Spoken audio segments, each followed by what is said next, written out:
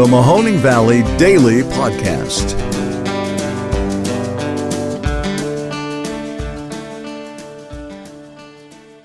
Hello, everybody. Welcome to today's episode of the Mahoning Valley Daily Podcast. My name is Ron Cabuno, and it is the 10th of September.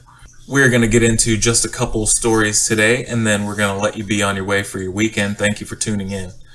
Well, we could talk about the Browns. We're finally going to get some Browns football that matters this weekend, but I know you guys will be tuning in, so maybe we'll do a recap after we find out how they handle the Kansas City Chiefs. We should have beat them last year in the playoffs. Let's hope we get a win this weekend and a great start to what should be a great season. I guess the Steelers are playing too or something. I don't know. We could also talk about the vaccine mandates that are being put in place by the Biden administration. Plenty of news and chatter to be had there, but we'll save that for another day as well. We could talk about flights leaving Kabul airport with American citizens on it. That's a great thing, and I think I just said all we need to know for now. Let's hope that trend continues. But really, I just wanted to get on the mic and say a little bit about 9/11 and the upcoming 20th anniversary of those attacks that is happening tomorrow. I want to issue an apology to the audience for something that I almost did. I almost had someone on, I tried to have someone on who has ex-military experience and is maybe well-versed in counterterrorism, and I wanted to talk to them about how things have gone in the intervening 20 years since the attacks. And I'm glad I didn't, because even if I did, I probably would have scrapped it anyways and not used it.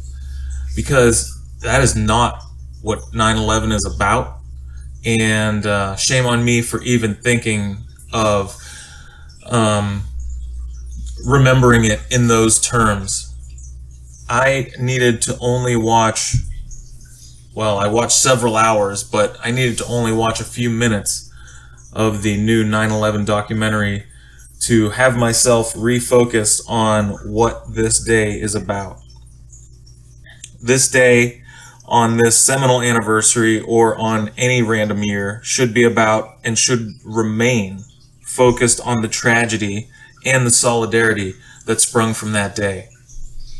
If we can remember,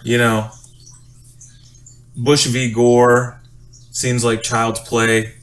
The Clinton years, for some of us, seemed like a utopia.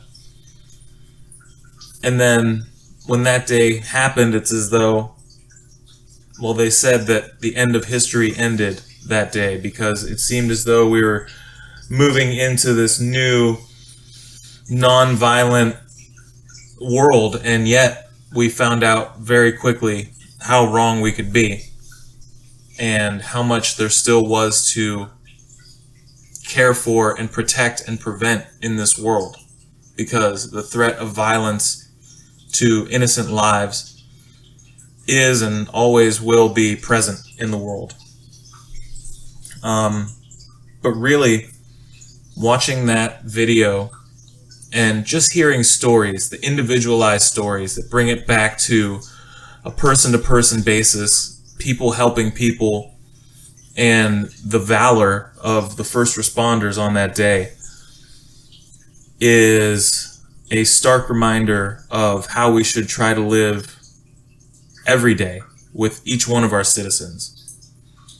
We cannot, I'll stress it again, we cannot devolve into warring factions who are at each other's throats every day.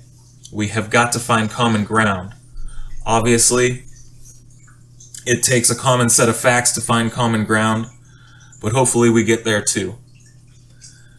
Anyways, just try to remember how left, right, or center, on that day, as they say, we were all Americans together for one last time. I don't know.